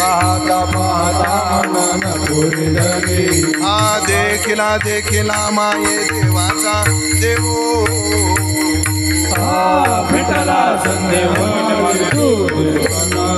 बिभीषणाने विचार केला अरे मी एकटाच काकडा करतो, आज काकडा करायला कोणार? विना बाजूला केला आणि पाहिलं तर हनुमंतराय. आओ भैया कडकडून मिठी मारली. कोणाला? हनुमंताला. हनुमंतराय म्हणले आपलं काम झालं. हा आपल्याला भैया म्हटला. हा आपल्याला काय म्हटला? भाऊ म्हटला. आपलं काम झालं. बिभीषणा मला तू भैया म्हटला. हो म्हणे मला भाऊ म्हटलो मी तुम्हाला. तुला भावाभावाचं नातं कोणात असतं माहितीये का रे? हो म्हणे ज्यांचे मायबाप एक असतात त्यांच्यात नातं असतं. असं तुझे मायबाप कोण? म्हणे राम सीता. तुझे मायबाप कोण? राम सीता. पण हनुमंतराय बिभीषणाला म्हणले बिभीषणा पण तनिक तुम बी अधुरे आणि तनिक हम बी अधुरे. मी पण अपूर्ण आहे म्हणले तू पण अपूर्ण आहे. म्हण कसं अपूर्ण? मला बाप कुठे हे माहिती आहे पण माय कुठे हे माहीत नाही. आणि बिभीषणा तुला माय कुठे हे माहिती आहे, बाप कुठे हे माहीत नाही. बिभीषण म्हणले मला बापाचा पत्ता सांग. म्हणजे तू आधी मला मायचा सांग. मायचा सांग. म्हणे माय अशोक वाटिकेत आहे. हनुमंतराय म्हणले अरे बाप समुद्राच्या पलीकडे धनुष्कोटीला येऊन थांबलाय. काम झालं बघ आता काय मायाकडं. दुसऱ्याच्या गावात जाऊन फोडला माणूस. असा दूत पाहिजे. तुझं आलो रामदूता. अशी रामदूत आहेत. सगळी कामं केली. हो ऐका सुग्रीव भावाच्या भीतीने डोंगरावर जाऊन बसला होता. हो डोंगरावर जाऊन बसला. हनुमंतरायानं संधी करून दिली. वाली मारला आणि किष्किंधेचं राज्य कोणाला दिलं? सुग्रीवाला दिलं आणि सत्ता आली की माणसं विसरून जातात आपण शेतकऱ्याला ह्या वचन दिलं होतं. आणि शेतकऱ्याचं सगळ्यात दुर्दैव एक आहे, शेतकऱ्याची दया विरोधकाला येते. सरकार कोणतंही असो, शेतकऱ्याचं दुर्दैव काय, शेतकऱ्याची दया सत्ताधाऱ्याला कधीच येत नाही. कोणाला येते? विरोधकाला येते. असो, बिभीषण आपलं सुग्रीव विसरला, 4 महिने जागेवर बसावं लागलं. हनुमंतराय गेले आणि स्मरण करून दिलं. असे खूप घटना आहेत की रामाचं दूत पण त्यांनी कसं केलं. हो, रामदूता तुझा आलो रामदूता. आणि तुमच्याकडून आम्हाला अपेक्षा काहीच नाही, आम्हाला एवढीच अपेक्षा आहे, काय भक्तीच्या त्या वाटा. आम्हाला भक्तीची वाट सांगा.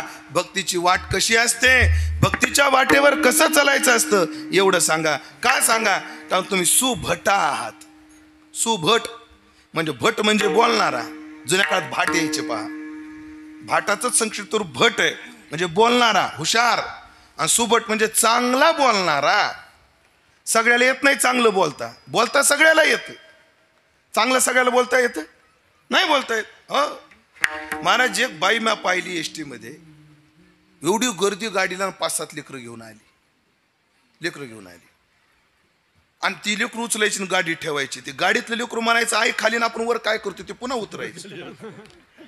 असे 10-15 मिनिटं गेले. कंडक्टर चिरला.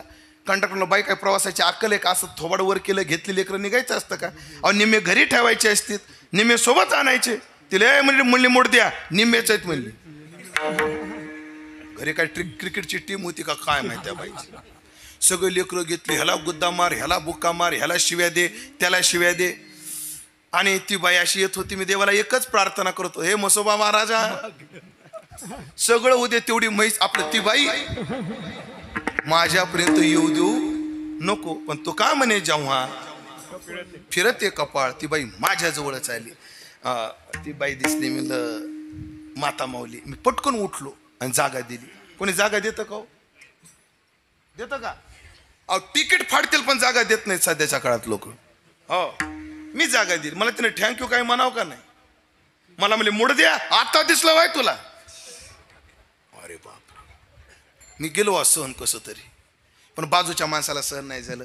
बाजूचं मला, बाई तुम्हाला काय बोलायची अक्कल, ते महाराज आहेत, त्याने तुम्हाला जागा दिली आणि तुम्ही शिवी देता. दिली असं जागा, त्याच्या बापाची एसटी आहे का? आता काय करायचं, मग बाप काढून मोकळी. आणि मी विचार केला, आपल्या बापाची एसटी नाही, 50 रुपये देऊन बसलोय आपण. पाठी मागून एक माणूस आला, त्याला राहवलं नाही. ओ बाई, कळतं का तुम्हाला? काही वारकरी आहे, ते कीर्तनकार आहेत, कीर्तनकाराला कसं बोलायचं असतं अक्कल आहे का तुम्हाला? त्याने जागा दिली तर शिवी देता. त्या माणसानं समजावून सांगितलं बाप काढतं, तुम्हाला कळतं का कीर्तनकाराला कसं बोलायचं असतं? तिला आता तरी कळावं का नाही? तुम्ही आसन कीर्तनकार, मला का चुलीत घालायचंय काय? बोलता सगळ्याला येतं, पण चांगलं नाही बोलता येत सगळ्यांना. बोलणं चांगलं असावं. साच आणि मवाळ, मिथिले आणि रसाळ, शब्द जैसे कल्लोळ. एक सांगू, एकापुरती तुम्ही 10 कामं कमी करा, पण तोंड नीट ठेवा, प्रसिद्धी मिळते. तोंड गोड पाहिजे, हे ध्यानात ठेवा. तोंड चांगलं पाहिजे.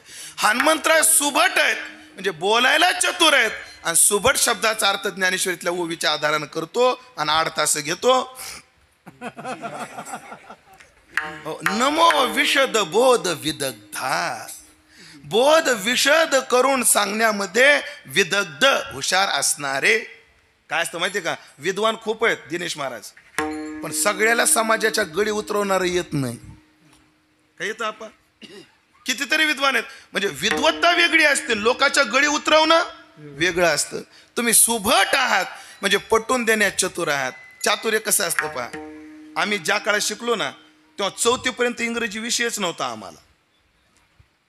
आम्ही 5वीला गेल्यावर ए फॉर ऍपल चालू केलं, B for, C for, D for.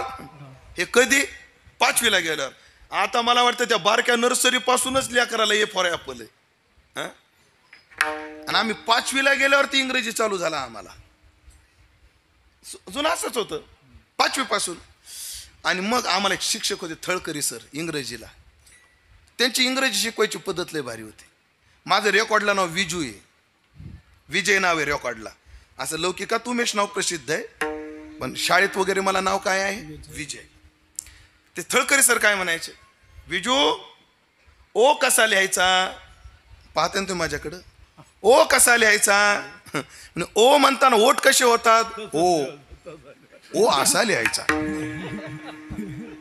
याला म्हणतात पटवून देण्याची कुवत. म्हणून तुम्ही कसे आहात? सुभट आहात, सुभट आहात. अजून कसे आहात? तुम्हालाच आम्ही काय विचारतो? तुम्ही शूर आहात, तुम्ही धीर आहात आणि स्वामी काजी सादर आहात. शूरता, धीरता आणि स्वामी काजी स्थिरता, ह्या 3 गोष्टी सांगतो. शूर पाहिजे माणूस, धीर पाहिजे. विषयाच्या त्यागाला शूरता लागते आणि परमार्थ टिकायला धीरता लागते. बऱ्याच लोकांना संसारच सुटत नाही. सुटतो बरं, संसार लय चांगला आहे. बाबा तुमचं वय काय आता? 92. लग्न झालंय का? होईल ना माग इकडेच आहे का? बरं बरं बरं बरं बरं. 92 वर्षाचा अनुभव सांगा बाबा. संसारात सुख आहे का दुःख आहे? संसारात सुख आहे का दुःख आहे? आणि संसारात दुःख आहे. अगदी बरोबर, संसारात दुःख आहे. तुमचं वय 50च्या पुढं, 50च्या पुढं असेल तुमचं वय. 75. संसारात सुख आहे का दुःख आहे? दुःख आहे. तुमचं काय मत आहे? संसारात काय आहे? हा, दुःख आहे. एका वाक्यात सांगतो, सगळ्याला एकदाच प्रश्न विचारतो. ज्यांचं ज्यांचं लग्न झाले त्यांनी हात वर करा बरं.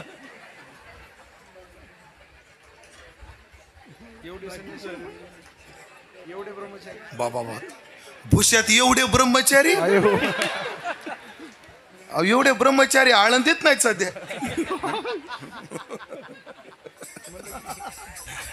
नाही हात वर केले. सागर महाराज तुमचं व्हायचंय अजून. ह्यांचे लग्न झालेत का? हात वर केला काही नाही केला. का नाही केला सांगू तुम्हाला. हे लग्नाला एवढे वैतागले, हात वर करायची वासनाच होत नाही. तुझी अजून वेळ गेली नाही, सावध वय वागा.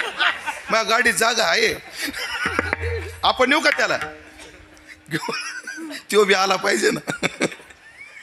सगळ्याला माहित आहे ठाऊकची आहे संसार दुःखाचा. पण वाईट वाटू देऊ नका. सुटतो का? सुटतो नाही सुटतो. तुमच्याकडे एक शब्द आहे का? पाला पाचोळा.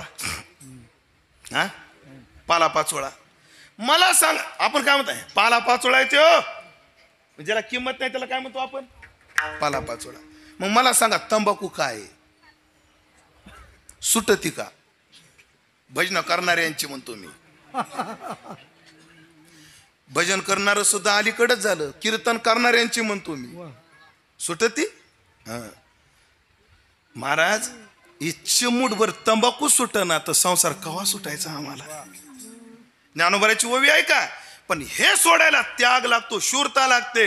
तैसे विषयाचे घर इंद्रिया सांडिता थोर युगांत होय ते वीर विराग साहते. म्हणून हनुमंतराय तुम्ही विषयाचा त्याग करण्यामध्ये शूर आहात.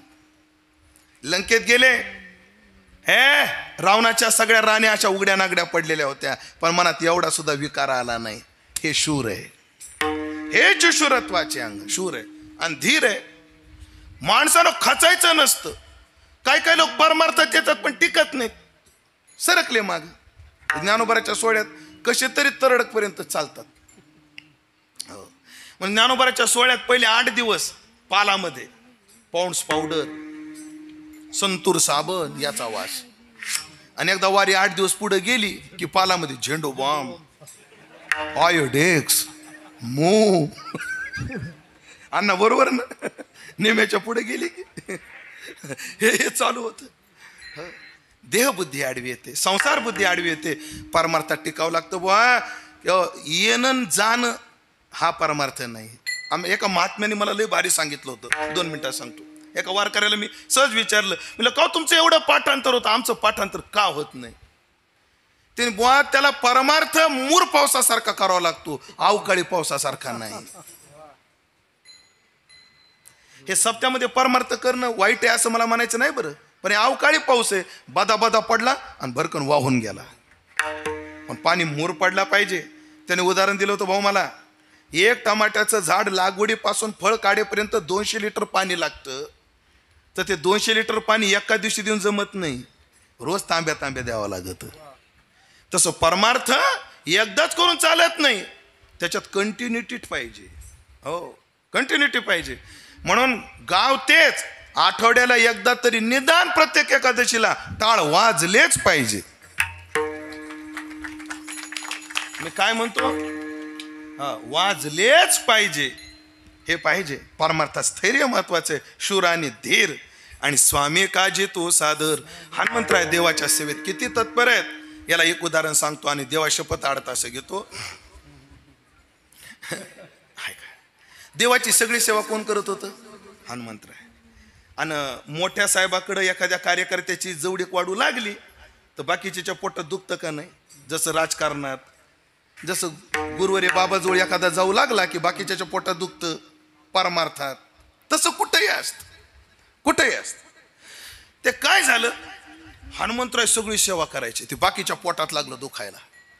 बाकीचे गेले सीता आईसाहेबाकडे, आईसाहेब म्हणजे प्रत्येक सेवा हनुमंतानं करावी असं काही ॲग्रीमेंट आहे का तुमचं?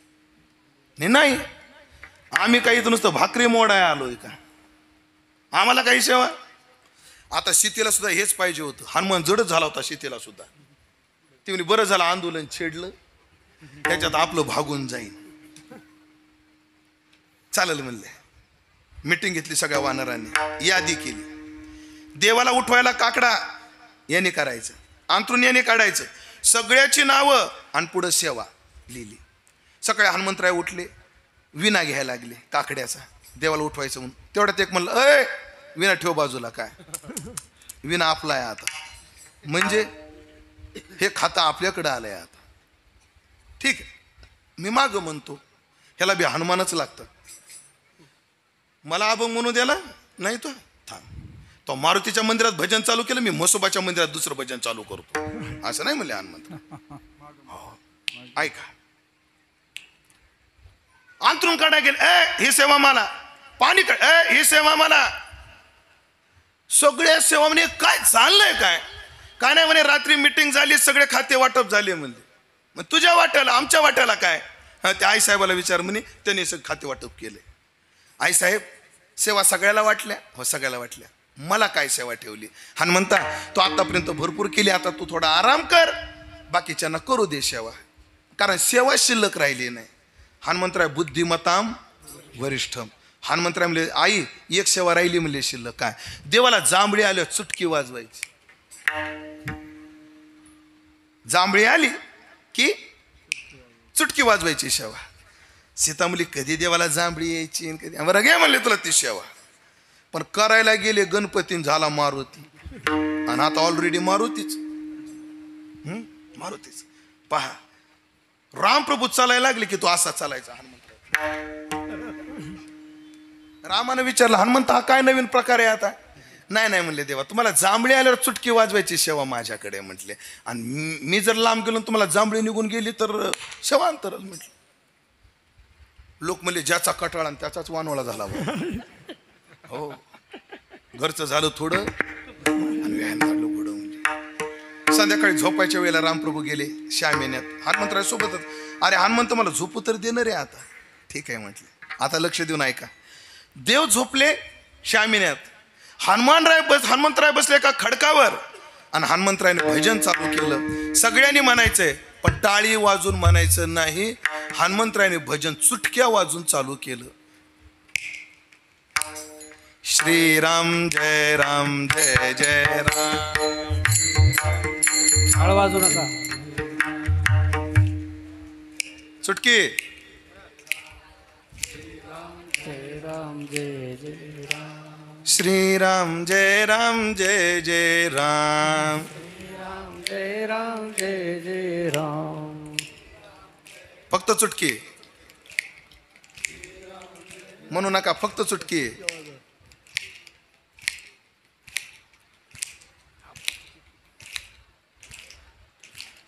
देवाची जांभळी वाया जाऊ नये. मी इकडं हनुमंतराय चुटक्या वाजवायला लागले, आणि पुढे ऐका बरं आता, माझ्या हनुमंताची चुटकी वाया जाऊ नये म्हणून देव इकडे जांभळ्या द्यायला लागले. जांभळीवर जांभळी. सीताई साहेब यांना अचानक काय झालं, वैद्याला बोलवलं. वैद्यानं नाडी पाहिली, म्हणे नाडी तर बरोबर आहे, म्हणे मग यांना जांभळ्या काय येतात एवढ्या? आला बघा मला मुराडी. मला मुराडी आला. ऐका, याला एवढ्या जांभळ्या काय यायला लागल्या ह्यांना. ते सुशेन वैद्य म्हटले हनुमान कुठे? आला का पुन्हा खाजून अवधान. म्हणे आम्ही नाही का जमत तुम्हाला का त्योच लागतो? नाही पण तो कुठे आहे? का नाही बसला असं म्हणजे एखाद्या खडकावर. जाऊन पाहिलं तर हनुमंतरायचं भजन चालू. श्रीराम जय राम जय जय राम. सुशेन वैद्यानं विचारलं हनुमंता रोज चिपळ्या टाळ आज चुटक्या वाजून भजन का? काय नाही म्हणले, देवाच्या जांभळ्या आल्यावर चुटकी वाजवायची सेवा मला मिळाली, त्याच्या जांभळ्या वाया जाऊ नये म्हणून मी चुटक्या वाजवायला लागलो. पण हनुमंता परिणाम उलटा झाला रे. त्यांची जांभळी वाया जाऊ नये म्हणून तू चुटक्या वाजवतोय, पण तुझी चुटकी वाया जाऊ नये देव जांभळ्या देऊ देऊ बेजार झालेत म्हटले. चुटक्या बंद कर बरं. होणार नाही म्हणले चुटक्या बंद होणार नाहीत. अरे पण देवाला जांभळ्या येतात, येऊ द्या. मग मार्ग काय? माझ्या पहिल्या सेवा सगळी खाते माझी मला दिल्याशिवाय चुटक्या बंद होत नाही. सगळ्यांनी सांगितलं हनुमंता रामाची सगळी सेवा तू कर पण चुटक्या बंद कर. तेव्हा हनुमंतरानं चुटकी बंद केली आणि देवाच्या सगळ्या सेवा केल्या. देवाच्या मालकी करता भांडण नाहीये, देवाच्या सेवेकरता भांडणे देणार देवा. स्वामी काजी तू साध अशा आहात आणि तो का म्हणे रुद्रा अंजनीची या कुमारा, तुम्ही अंजनीचे कुमार आहात आणि तुम्ही साक्षात रुद्र आहात, शिव आहात. शिवानंच घेतलेला मरकट योनीमध्ये हा अवतार आहे हनुमान आहे. शंकराला एकाने विचारलं का हो नरदेह एवढा चांगला आहे भजना करता, मग तुम्ही माकडाचंच रूप धारण का केलं, वानराचं रूप का घेतलं? लय गोड विचार देवाने सांगितला, तेवढा सांगू आणि सेवा संपू. ऐका काय सांगितलं देवाने, लय गोड आहे. म्हणजे जगातला सगळ्यात मोठा राम भक्त शिव आहे. श्रद्धा वस्तूसी आदरू करिता जाणी जे प्रकारू, जरी होय श्री गुरु सदाशिव. सगळ्यात मोठे भक्त कोण आहेत? शिवजी आहेत. आणि शिवजीने माकड योनीत का अवतार घेतला? शिवजीला विचारलं तुम्ही मरकट योनीत जन्म का घेतला, माणसाच्या योनीत का नाही घेतला? त्याने काय करू, माणसाच्या योनीमध्ये जन्म घेतला असताना ह्या पोटाच्या खटपटी करतातच दिवस गेला असता. माकड असल्यामुळे हे खाणं पिण्याची काही टेन्शनच नाही, कोण्या झाडाचा पाला तोडायचा बसायचं भजनाला. माणसाचं तसं नाहीये. हे माणसाचं आहे ना हे ना हे लय सज्जन, ही तेवढीच नालायक. हे लय सज्जन. हे म्हणतात दिवसाकाठी काय टाक, पीठ जरी टाकलं तरी मी भागून. हे लय गरीब बघा, गरीब असल्यामुळेच मी सांभाळलं याला. ना त्याला काय सांभाळलं असतं मी? गरीब आहे विचार, सज्जन आहे. पुन्हा राज्य पण ही लय नालायक, ही लय नालायक. हे म्हणतं काय दे, ही म्हणते तसं नाही, लसण पाहिजे, मसाला पाहिजे, जिरे मोहऱ्याची फोडणी पाहिजे, पातळ गोराण्याच्या शेंगा पाहिजे, श्रीखंड पाहिजे. हिची मजा होती महाराज. आणि ह्यांचे एवढे हाल होतात. नाही तुम्ही फक्त पहिल्या मजल्यावर या, खालच्या मजल्यात जाऊ नका तुम्ही. म्हणजे माणूस झालो असतो ना, स्वयंपाक करा रेन खारे याच्यात वेळ गेला असता. माणसाच्या योनीला आलो असतो ना, आंघोळ करा, गंध लावा, नित्यनियम करा याच्यात वेळ गेला असता. माणूस झालो असतो ना, घर बांधा, विटा गोळा करा याच्यात वेळ गेला असता. माकड योनीला आल्यामुळे ना आंघोळ करायची गरज, ना स्वयंपाक करायची गरज, ना घर बांधायची गरज. सगळा वेळ फक्त राम भजन करता येतं. म्हणून मी मरकट योनीत हनुमान म्हणून जन्माला आलो. म्हणून तुका म्हणे रुद्रा अंजनीची या कुमारा, तुम्ही अशी आहात, अशी तुमची भक्ती आहे. भक्तीचं तुम्हाला सर्व ज्ञान आहे. म्हणून काय भक्तीच्या त्या वाटा मज दावाव्या सुभटा. विठोबा रखुमाई, विठोबा रखुमाई, विठोबा रखुमाई, विठोबा रखुमाई, विठोबा रखुमाई, जय जय विठोबा रखुमाई. विठोबार हरी जय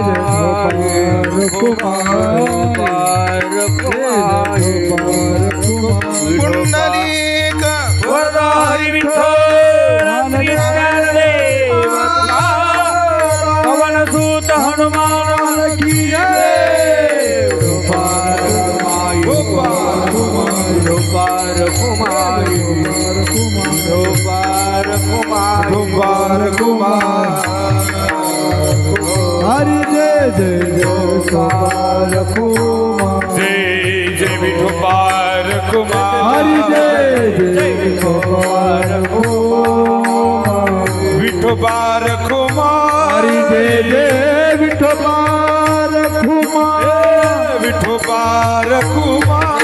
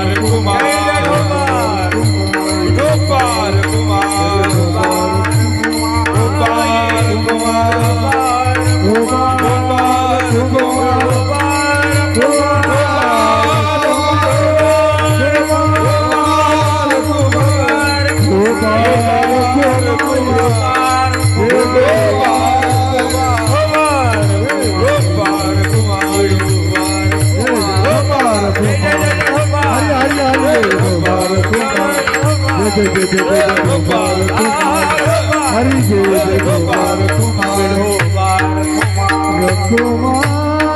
असं हनुमंतरायाचाच जन्म झाला.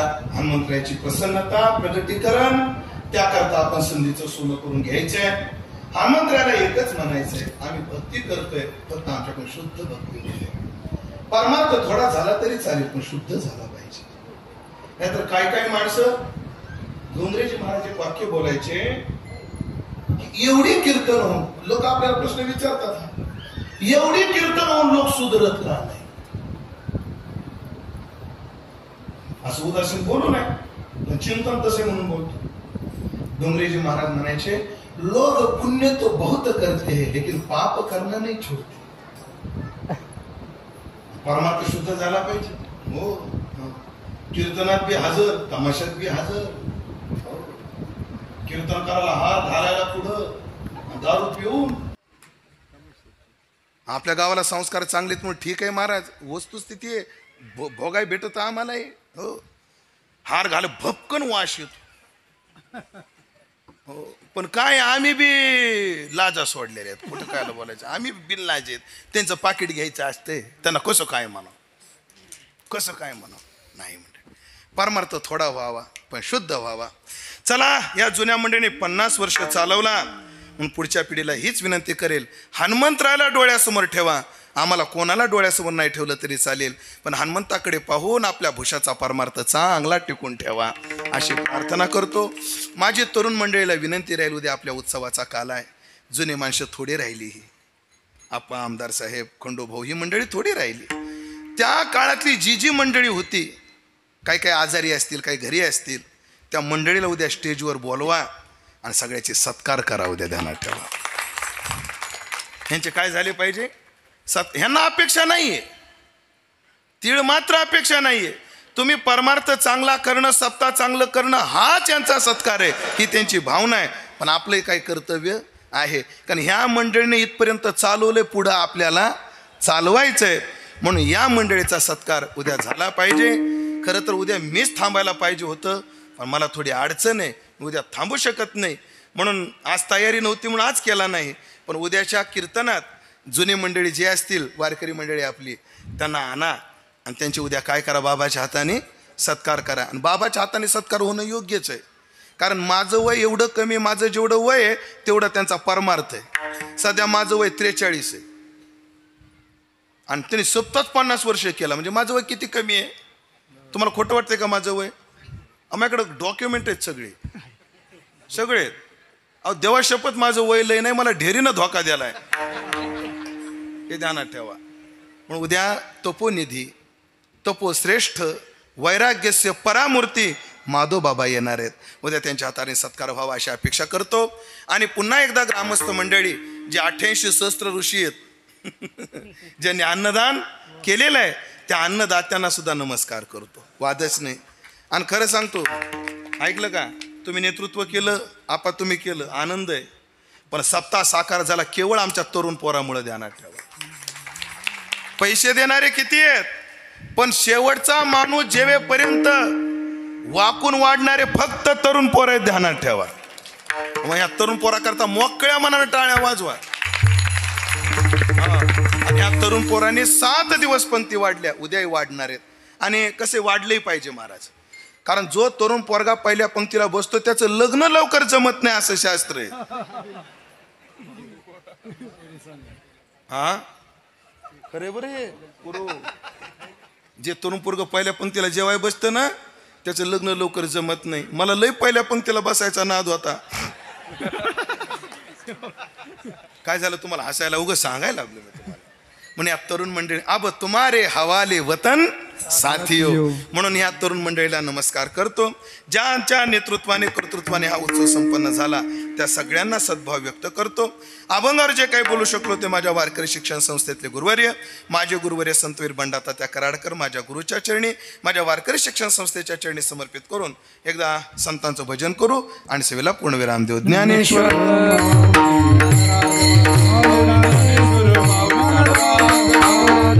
हे वर्ष जसं आपलं सुवर्ण महोत्सवी आहे तसं तुकोबरायचा त्रिशतकोत्तर अमृत महोत्सव आहे. आणि तसाच निवृत्तीनाथचा सप्तशतकोत्तर सुवर्ण महोत्सव आहे. मग निवृत्तीनाथांचं तुकोबरायचं भजन एकाच भजनात व्हावं या उद्देशातून निवृत्ती ज्ञानदेव सोपान मुक्ताबाई एकनाथ नामदेव, निवृत्ती ज्ञानदेव सोपान मुक्ताबाई एकनाथ नामदेव, निवृत्ती ज्ञानदेव सोपान मुक्ताबाई एकनाथ नामदेव तुकाराम, निवृत्ती ज्ञानदेव सोपान मुक्ताबाई एकनाथ नामदेव तुकाराम, हे निवृत्ती ज्ञानदेव सोपान मुक्ताबाई एकनाथ नामदेव तुकाराम, निवृत्ती ज्ञानदेव सोपान मुक्ताबाई एकनाथ नामदेव तुकाराम, निवृत्ती ज्ञानदेव सोपान मुक्ताबाई एकनाथ नामदेव तुकाराम, निवृत्ती ज्ञानदेव सोपान मुक्ताबाई एकनाथ नामदेव तुकाराम, तुकाराम तुकाराम तुकाराम तुकाराम तुकाराम नारी कमरनारी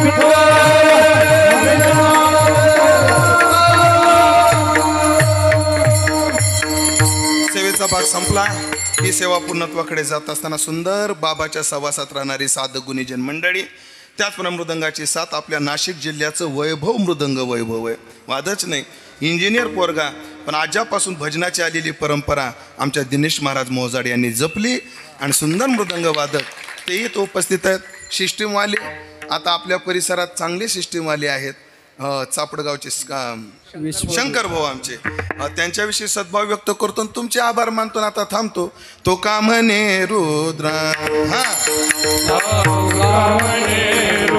अंजनीची या कुमरा काय भक्ती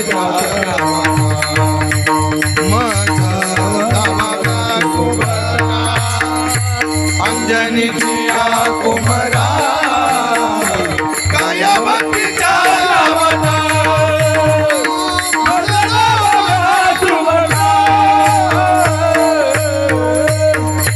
विठ्ठल जय जय विठ्ठल.